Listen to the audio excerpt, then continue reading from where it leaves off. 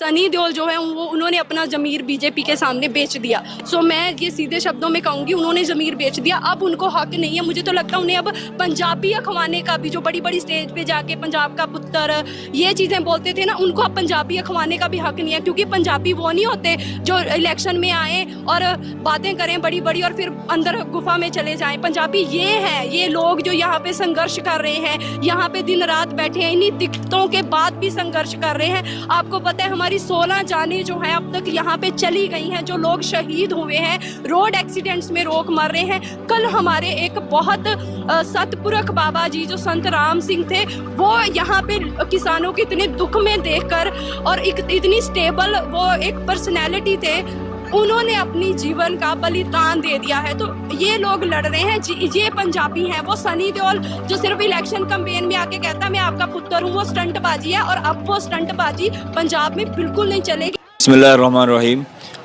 हमारा यहाँ मलेरकोटला शहर से आना हुआ है जमीयतुल उलमा, जो हिंदुस्तान की सबसे बड़ी जमात है, उसकी तरफ से हम यहाँ आए हैं। उसके पंजाब के सदर हज़रत मौलाना मुफ्ती खलील साहब दामत बरकातुहुम है, उनकी रहनुमाई में एक बहुत बड़ा काफ़िला मलेरकोटला से यहाँ किसानों को हिमायत देने के लिए पहुँचा है। और ये जो आप बात कर रहे हैं कि इस तरह के बयान आ रहे हैं, मैं इन बातों को तो नहीं जानता, लेकिन मैं इतना ज़रूर जानता हूँ कि जमीयतुल उलमा एक ऐसी जमात है जिसने जंग आज़ादी से लेकर अब तक मुल्क के अंदर बसने वाले तमाम लोगों को प्यार और मोहब्बत की निगाह से देखा है और मज़लूमों के ख़िलाफ़ हमेशा आवाज़ उठाई है।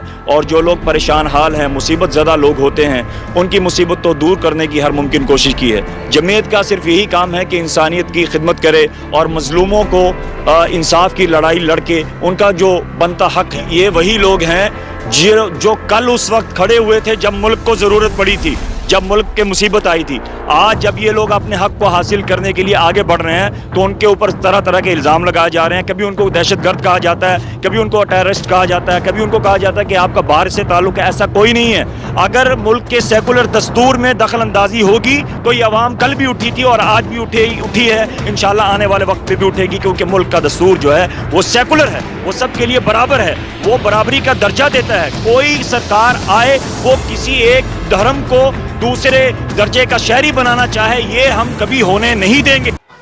मोदी जी को और योगी जी को और उनकी पूरी जो टीम है और जो आरएसएस है, इस सबको मैं यहां से इस बात की चेतावनी देता हूं, तुम चाहे जो कर लो, जितना भी तुम में दम हो पूरा लगा लो, सरकार की भी जितनी ताकत है लगा लो, तुम किसी हालत में अब किसान को रोक नहीं पाओगे, किसान को डरा नहीं पाओगे। किसान इस बार उठा है और पूरे देश का किसान धीरे धीरे जाग रहा है, उठ रहा है और आंदोलन में आ रहा है। अब इस बार इन कानूनों को खत्म करवा के ही और एमएसपी को कानून बनवा कर ही किसान इस आंदोलन को बंद करेगा, उससे पहले नहीं होगा, चाहे जो कोशिश आप कर लो। उन्होंने बोला कि इन किसानों को उठाओ, जेल में डालो। किसने डालोगे? बहुत किसान हो रहे। और पहली बात, धारा क्या लगाओगे? किसान जो अपना हक मांग रहे हैं उसकी धारा क्या? भाई मेरे को नहीं पता, आप बता दो, आपको पता हो तो, कि इस वाली धारा में क्या, कौन सी धारा लगा के जेल भेजोगे? जो हमारे किसान के हित की बात नहीं है, बिल्कुल विरोध करेंगे। और दूसरी बात ये, जब किसानों से इन्होंने पूछा नहीं, वो लोग चाहते नहीं ये वाला नियम, इन्होंने जो 3 कानून ये लागू करे हैं, वो लोग नहीं चाह रहे, किसान नहीं चाह रहे। ये क्यों चाह रहे हैं? इन्हें इतनी क्या फिक्र हो रही है? छोटी छोटी कॉलोनियों में आप घूम के आए हो, इतनी बुरी हालत हो गई है लोगों की, इतनी बुरी हालत हो गई है बीजेपी सरकार में जिसकी कुछ हद नहीं। गरीब तो अब इन्होंने करी है सर, इन किसानों को। भाई चिटिंग करवावे, चिटिंग करके जीतते हैं, बेईमानी करें भाई। क्यों ईवीएम क्यों नहीं करवाते? बैलेट पेपर से चुनाव क्यों नहीं कराते? कराने चाहिए। अरे भैया, कुछ जीते हैं, कुछ हारे हैं। सरकार चाहती है कि इनको डरा कर यहाँ से भगाया जाए। सोशल मीडिया पर कई बाइट चल रही हैं कि यहाँ पर रातों रात पुलिस भेजकर, फौज भेजकर बहुत कुछ कर दिया जाएगा, वो डर डाला जा रहा है। लेकिन यहाँ जो लोग पहुँचे हैं वो जानते हैं कि हमें या तो गोली चाहिए या फिर इंसाफ चाहिए। और ये पक्की बात है कि कितनी गोलियां सरकार चलाएगी, जलियांवाला बाग यहाँ हम नहीं बनने देंगे। हम यहाँ से अपना इंसाफ और अपना जो मांग है उसको पूरा करवा के ही जाएंगे। प्रधानमंत्री जी बहुत अलग सोच के व्यक्ति हैं, बहुत पढ़े लिखे महावैज्ञानिक हैं। ये ऐसा व्यक्ति है कि अगर ये सैनिकों के बीच में जाएगा तो वहाँ जाके कह देगा मैं सैनिक बनना चाहता था, डॉक्टर के बीच में जाएगा तो वहाँ जाके कह देगा भाइयों और बहनों मैं डॉक्टर बनना चाहता था, वैज्ञानिक के बीच में जाएगा तो कहेगा मैं वैज्ञानिक बनना चाहता था। अबे सारे काम तू ही कर लेगा तो हम क्या करेंगे? हम क्या पढ़ लिख के चाय चौकीदारी और पकौड़ा ही तलेंगे क्या? है, देश के लिए जब प्रधानमंत्री बना तब पनौती है। जन्म लिया, गहना चोरी किए, पिताजी की हार्ट अटैक से मौत हो गई।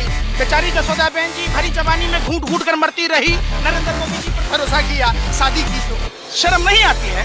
हिंदू धर्म में 16वां संस्कार है शादी, और सृष्टि का विस्तार तभी होगा जब आप गृहस्थ जीवन बिताएंगे। कि जो निसंतान होगा उन लोग कल्याण की बातें नहीं करेगा। नहीं कर रहे हैं नरेंद्र मोदी जी, नहीं इसलिए नहीं कर रहे हैं ना, बाल बच्चा होता, इनको पता चलता घर में कैसे आटा आता है, चावल आता है, कैसे घर चलता है, परिवार चलता है। ये तो वही वाली बात है, हमारे यहाँ कहता है रंगवा तो रंगवा ही होता है, रंगों को क्या पता होता है कि कैसे घर चलता है। हिंदू धर्म की रक्षा किसने की? इन्होंने की। हमारे गुरुदेवों ने अपने शीश की बलिदानी दी, अपने बच्चों की बलिदानी दी। आपको नहीं शर्म आती है? आप पूछिए मोदी जी से, हिंदू धर्म की रक्षा करने वाले कौन लोग?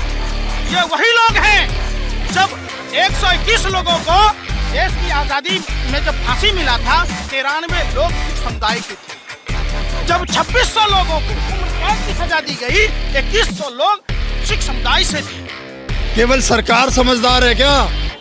सारी समझदारी उन्होंने ही रख ली है क्या? ये बुजुर्ग नौजवान बच्चों के साथ में अपने यहाँ पर आए हुए सब लोग बेवकूफ है सरकार के सामने। सरकार तो पिछले 7 साल से बेवकूफ बना रही है। सरकार के बहकावे में क्यों नहीं आए हम आज तक? दिल्ली में बोल रहे थे कि कोरोना है, और यहाँ आपको भी दिख रहा है कितनी भीड़ है।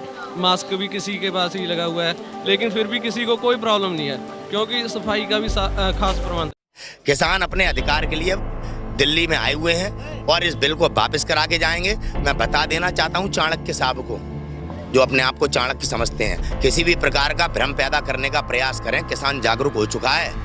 ये डेरा डालो में जो ताकत है वो मंजिल तक पहुंचने की है, क्योंकि रोका है हरियाणा पुलिस ने, राजस्थान ने नहीं, रोका है जगह जगह दिल्ली पुलिस ने, और दिल्ली जेल बंद खुद को ही कर चुकी है।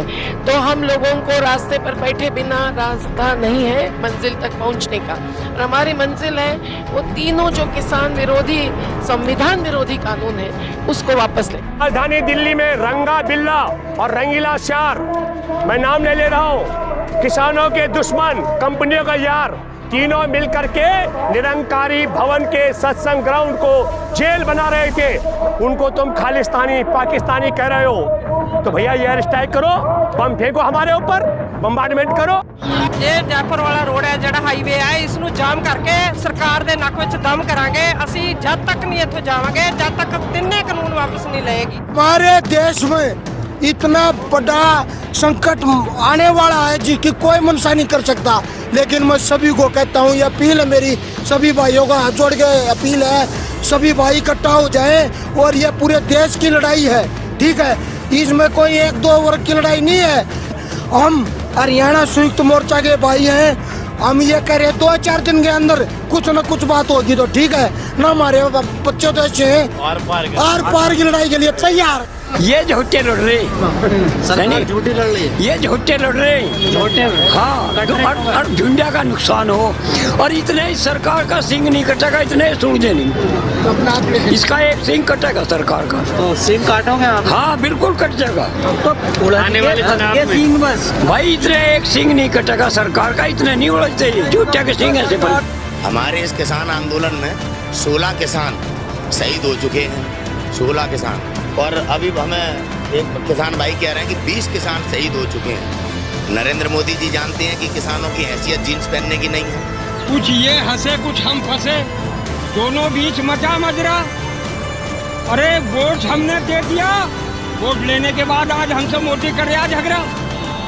इसकी धोती फटेगी, हमारी शर्ट हटेगी, रस्सी टूटेगी दामन की, और अब का तो भारत ऐसा लुटेगा जैसा लंका लुटी थी रावण की। मैं प्रधानमंत्री जी को कह देता हूँ कि वक्त सुधरने का है, सुधर जाइए। मैं बताता हूँ, न कहीं ऐसा ना हो अडानी अंबानी वो तो कहीं नहीं जाएंगे, वो तो विदेश भी भाग सकते हैं चौकसी की तरह और उनकी तरह, लेकिन तुम कहीं भाग के नहीं जाओगे। तुम भाग के जाओगे तो वहाँ से भी तुम्हें हम पकड़ के ले आएंगे, तुम्हें ये दलाली बहुत महंगी पड़ेगी।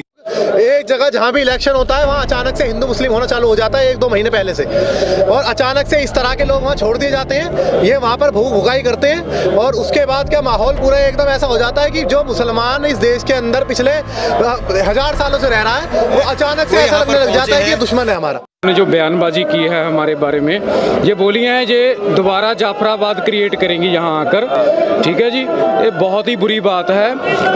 मैं उनको एक मैसेज देना चाहूँगा भी हम तो मेंटली फिजिकली रेडी होकर आए हैं, आप जैसी प्रतिक्रिया हमारी तरफ लेके आएंगे हम वैसा जवाब देने के लिए आपको तैयार बैठे हैं, ठीक है जी। ये बीजेपी की चमची हैं बहुत तगड़ी, ये बहुत ही गलत बयानबाजी करती हैं।